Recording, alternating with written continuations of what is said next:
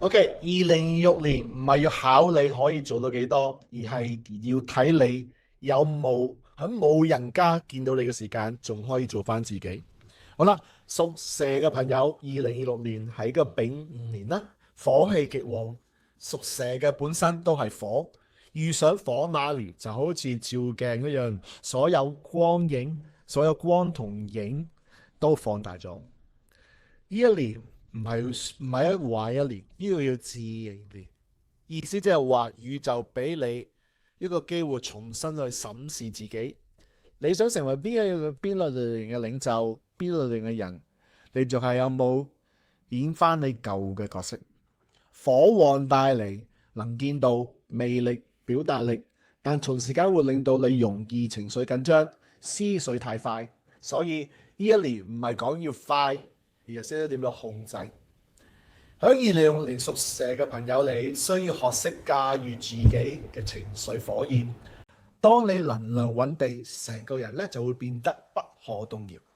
好啦，喺呢段影片裏邊，我哋會分8個範疇去講下屬蛇嘅朋友你2026年嘅運勢如何啦。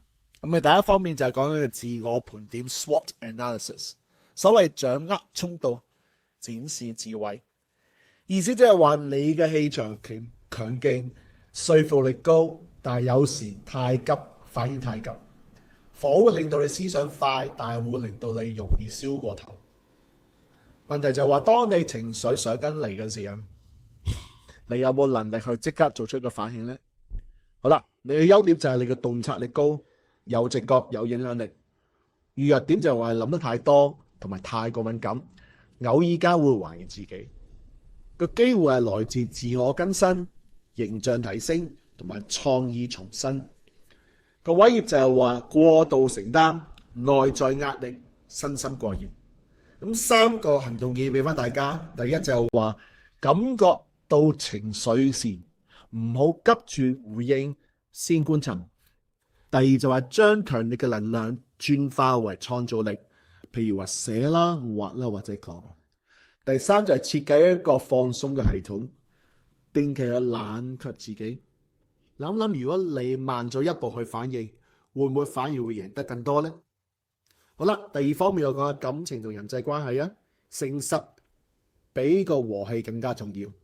喺呢一年屬蛇嘅朋友，你人際關係好似照鏡一樣，你內裏係啲咩狀態，外面就會作出一個反應。如果你心亂，關係就亂。如果你穩，大家就自然信任你。問題就係話你嘅連結在於真實，就係定係一個表演呢？好啦，3個行動建議俾翻大家。第一就係用柔和嘅語氣講清楚解釋。第二就話唔好亂估對方嘅意思，問清楚先。第三就唔好裝作無其事，若無其事，有感覺就要需要表達。如果你唔再為自己嘅深度而感到內疚，愛會唔會更加真實呢？好啦，第三方面就係健康。火太旺嘅一年2026屬蛇嘅朋友，你代表身體過熱，瞓得唔好啦，壓力高啦，皮膚敏感啦，情緒波動啦。今年所要學識點樣降溫。問題就話你可唔可以喺燒盡之前呢攞得個休息？3個行動建議俾翻大家。第一就話提早瞓覺，唔好捱夜。第二就係多啲做呢個降溫活動，譬如游水啦、靜心啦，或者係呢個深呼吸。咁第三就係話唔好靠工作腎上腺去捱夜，頂住生活。如果冷靜係你嘅主要能量，你會覺得生活會幾舒服呢？好啦，第四方面就講下家庭。平靜係最強嘅影響力。意思即係話屋企嘅氣氛會跟住你心情去走。當你心安，成個屋企都會心安。問題就話你想2026年屋企會變成咩嘢呢？好啦，3個行動建議俾翻大家。第一就話唔好事事講道理，有時笑下更加有用。第二，用幽默去代替指責。第三就係話帶動和平，而唔係控制結果。諗一諗，如果你唔再試圖去拯救每一個屋企人，你屋企會唔會更加自在舒適呢？ OK， 好啦，第五方面我講到財運啦，策略先於刺激，因為火旺啊，錢會流得更快，所以2026年要守，唔係去追，唔好俾一時衝動而做出一個財務錯誤嘅決定。問題就係話你賺緊錢係因為你嘅焦慮啊，就係因為你嘅熱誠而安。OK， 咁3個行動建議俾翻大家。第一就話太大嘅投資需要慢慢做出決定。第二就話儲錢要有安全感，儲錢會當係俾多個安全感你，唔係一個恐懼感俾你。合作賺錢比單打更加穩定。OK， 合作嘅賺錢比單打更加穩定。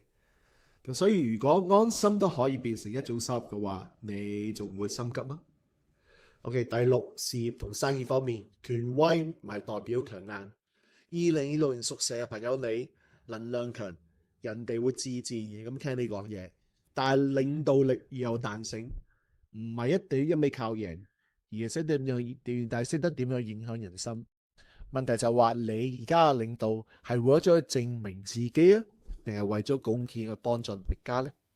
咁3個行動建議俾翻大家。第一就話講得要簡單，先至可以傳得更遠，因為太複雜冇人明嘛。第二就話提攜後輩會令你心更穩。第三就係聽批評，唔代表係輸，可以諗，可以代表進步。